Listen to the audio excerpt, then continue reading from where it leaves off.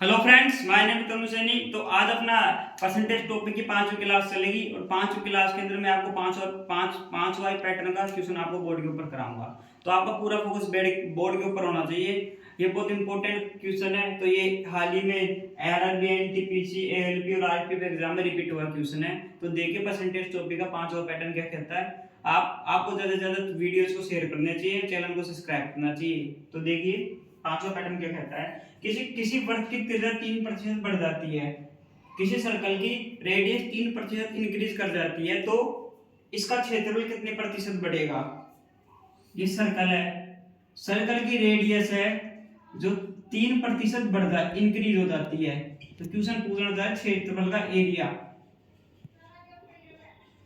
Pi are square ये कितने प्रतिशत इंक्रीज होगा। क्वेश्चन ये पूछना चाह रहा है। तो भैया देखिए इसको करने के लिए क्या होगा कि इसको करने के लिए अपन को एक पैटर्न अपनाना पड़ेगा। उस पैटर्न के अकॉर्डिंग बहुत इजी तरीके से हो जाएगा।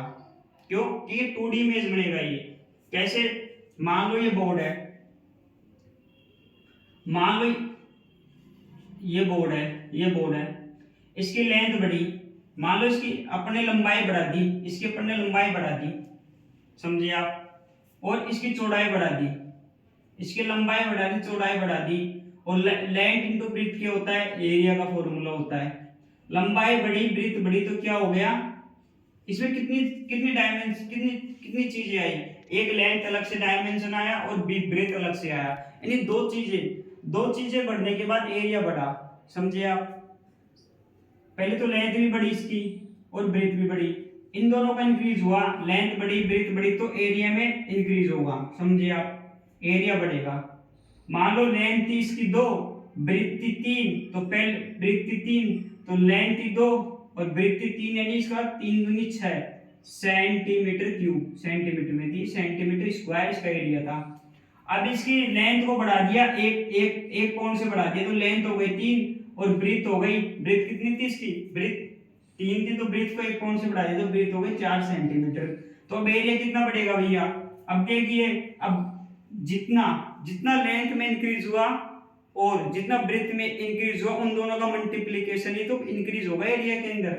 लेंथ कितनी बढ़ी भैया, 3 की 4, 2 की 3 हो गई, 2 की 3 तो हो गई लेंथ, और ब्रेथ 4, 3 की 4 हो गई, तो 4 थी 12 हो गई, 12 सेंटीमीटर क्यूब। ये कितना बढ़ा, कितना बढ़ गया ये, अभी 6 से कितना बढ़ गया, ये 6 बढ़ गया। तो इसी तरीके से अब सर्कल के अंदर तो ओनली रेडियस ही होता है, रेडियस ही होता है। तो इसको करने के लिए एक स्टैंडर्ड मेथड होता है, उसको उसको बहुत ही हर हर हर टीचर हर अपनी भाषा में अलग अलग नाम उसको दे रखा होता है। हर टीचर अपने अपने हिसाब से अलग अलग नाम उसको बताता है। कोई स्टैंडर्ड पैटर्न बताता है, तो क्या बताता है। तो मैं तो आपको सीधा बताऊंगा कि ए बी रूल होता है। वो जैसे कैसे होता है कि देखिए ए प्लस बी प्लस ए गुणा बी अपॉन 100, ये स्टैंडर्ड पैटर्न होता है। इसी स्टैंडर्ड पैटर्न के आधार पर ये क्वेश्चन, इस तरह के क्वेश्चन सोल्व होते हैं। कभी भी कोई चीज में एक इंक्रीज हो रहा है या कोई चीज डिक्रीज हो रही है, तो इसी पैटर्न के, स्टैंडर्ड पैटर्न के आधार पर सोल्व होगा। तो देखिए अपने पास सर्कल के अंदर एक रेडियस ही तो होती है ना, रेडियस कितनी बढ़ी अपनी, इंक्रीज कितनी, 3% रेडियस इंक्रीज हुई। और अब सर्कल के अंदर तो रेडियस होता है, तो बी को भी रेडियस मानना पड़ेगा। तो सर्कल 3% इंक्रीज हुई, फिर कितनी परसेंट इंक्रीज हुई, 3% इंक्रीज हुई। ए बी रूल से हो जाएगा ये 3 + 3 प्लस फिर इन दोनों का मल्टीप्लिकेशन रेडियस का, 3 × 3 / 100, समझे आप, ए बी रूल से।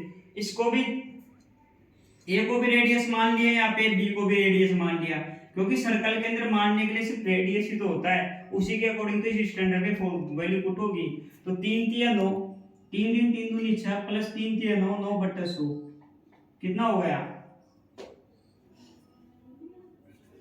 देखिए 6 प्लस 9 में 100 का भाग जाएगा तो पॉइंट, ऊपर 2 जीरो आ जाएगी, 009, ऊपर 2 जीरो, 9 में 100 का भाग देंगे तो 9 आ जाएगा। अब 9 में शून्य कितनी जो संख्या छोड़ के लगाओ, 2 जीरो है ना, तो 2 जीरो छोड़ के, पीछे से 2 जीरो छोड़ के शून्य लगा दो, एक को 9 गया और एक जीरो ले लो, 2 जीरो लगा के शून्य लगा दो, तो आंसर क्या आ जाएगा, 6.09